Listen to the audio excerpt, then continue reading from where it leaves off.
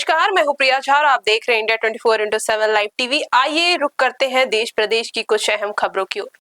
हमीरपुर में जिलाधिकारी के आदेश पर डीपीआरओ सुबोध जोशी ने सुमेरपुर ब्लॉक के विदोखर मेदनी गांव स्थित प्राथमिक विद्यालय का निरीक्षण किया। विद्यालय परिसर के आसपास जल भराव और गंदगी की समस्या को देखते हुए उन्होंने तत्काल सफाई और जल निकासी की व्यवस्था कराने के निर्देश दिए। डीपीआरओ ने ग्रामीणों से अपने पशुओं को सड़क पर न बांधने और उन्हें उचित स्थान पर रखने की अपील की। उन्होंने ग्राम पंचायत सचिव समेत संबंधित अधिकारियों को आवश्यक दिशा निर्देश देते हुए समस्याओं के स्थायी समाधान के लिए प्रभावी कार्रवाई करने को कहा।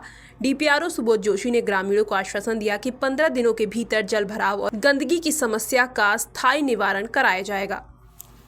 आज ग्राम पंचायत विदोखर मेदनी का मेरे द्वारा निरीक्षण किया गया है। एक वीडियो हमें मीडिया के माध्यम से ही प्राप्त हुई थी, जो कि जिलाधिकारी महोदय द्वारा मेरे को सेंड की गई थी, जिससे मैंने देखा काफ़ी पानी की समस्या है, जल भराव की स्थिति देखी गई थी, जिससे रास्ते में आने जाने का जो मार्ग था वो बड़ी कठिनाई का लोगों को सामना करना पड़ रहा है। तो इस कारण मैं आज गाँव में आई एज अ डीपीआरओ, जिला पंचायत राज अधिकारी हूँ मैं, सुबोध जोशी नाम है मेरा।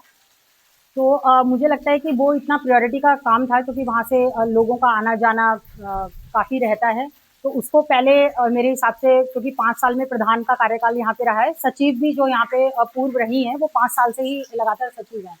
तो कार्य की गुणवत्ता जो हम लोगों ने देखी वो इतनी अच्छी मुझे नहीं मिली, लेकिन हमारा ये प्रयास रहेगा कि जो सड़क निर्माण का कार्य है और जो नाली निर्माण का कार्य है, उसमें मेरे द्वारा 2 कंसल्टेंट इंजीनियर से इसमें हेल्प ली गई, और हमने भी थोड़ा सा इसमें इनोवेटिव आइडिया देके हमारा प्रयास ये रहेगा कि पहले नाला निर्माण हो जाए, उसके बाद सड़क निर्माण का काम भी शुरू हो जाए, और ये 15 दिवस में हमारा प्रयास रहेगा कि हम इसको प्रारंभ करा दें। उसके बाद हमने देखा कि यहाँ पे एक अच्छा OSR इस गांव में जनरेट हो सकता है, और जिसको भविष्य के अंदर गांव के डेवलपमेंट के लिए ही यूज़ किया जा सकता है। तो हमने देखा कि 2 हाट बाज़ार यहाँ पे बेटर तरीके से लग सकते हैं, जिसमें दुकान का कार्य, मतलब जैसे लोगों की दुकानें लग सकती हैं, लेकिन उसमें भी ये पाया गया कि लोग यहाँ पे गाय भैंसे अपनी बांध देते हैं। तो उनसे पहले तो मेरा ग्रामवासियों से ये अपील है कि वो इस तरह से ना करें, गाय भैंसे अपने घरों में ही बांधे, क्योंकि वो ही लोग उनको पालते हैं, तो उनकी जिम्मेदारी भी बनती है, और सड़क पे इस तरह से ना बांधे। लेकिन अगर भविष्य में ऐसा पाया जाता है कि कोई लोग उसको सड़क पे बांधता है, तो ये सचिव का राइट है कि वो उनको नोटिस देगा, और प्राथमिकता भी दर्ज करी जाएगी अगर आवश्यकता पड़ेगी तो। लेकिन पहले हम लोग अपील के माध्यम से ही चाहते हैं कि लोग इस तरह से गंदगी ना फैलाएं, क्योंकि हम लोग प्रयास करते हैं कि सिर्फ एक सफाई कर्मी जो है वो पूरे गांव को साफ कर दे, तो दैट इज नॉट पॉसिबल। इसमें कहीं ना कहीं हमारा भी व्यक्तिगत जिम्मेदारी बनती है, क्योंकि गाँवों में आप देखते होंगे कि प्राय जो गंदगी हमको मिलती है वो घूरे के ढेर वगैरह, गोबर, ये सब रहता है। तो वो भी हमने निर्देशित किया है कि एक जेसीबी लगवा के हम लोग इसको घूरे वगैरह को हटवा रहे हैं, और भविष्य में अगर हमको इस तरह से दिखता है कि लोग नहीं मान रहे हैं, तो प्रयास होगा कि हम ट्रैक्टर से, चाहे हमको फिर अगर किसी का पशु वगैरह भी उठवाना पड़ेगा तो वो हम करेंगे, क्योंकि गांव में गंदगी मेरे हिसाब से ना रहे, क्योंकि वही भविष्य में जाके आपका जो out of the pocket expenditure है हेल्थ पे, वो कहीं ना कहीं कारण बनता है। तो लोगों को भी ये चीज़ समझनी चाहिए।